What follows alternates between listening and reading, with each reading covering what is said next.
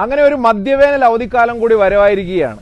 ഈ മധ്യവേനൽ അവധിക്കാലം ഒരു ആരോഗ്യകരമായ ശീലത്തിലൂടെ തുടങ്ങി വെച്ചാലോ? നമസ്കാരം, ഞാൻ ബിനീഷ് തോമസ്, ഒരു ട്രയാത്തലോൺ കായിക താരമാണ്. ഫുൾ ഡിസ്റ്റൻസ് ട്രയാത്തലോണിൽ URF നാഷണൽ റെക്കോർഡ് ഹോൾഡർ കൂടിയാണ്. ഈ വരുന്ന മാർച്ച് 30 ഞായറാഴ്ച നമ്മുടെ ചെറായി ബീച്ചിൽ ചെറായി ബീച്ച് മാരത്തോൺ നടക്കുകയാണ്. ഇന്ത്യയിലെ തന്നെ അതിസുന്ദരമായ അതിപ്രശസ്തമായ സഞ്ചാരികളുടെ പറുദീസയായ ചെറായി ബീച്ച്.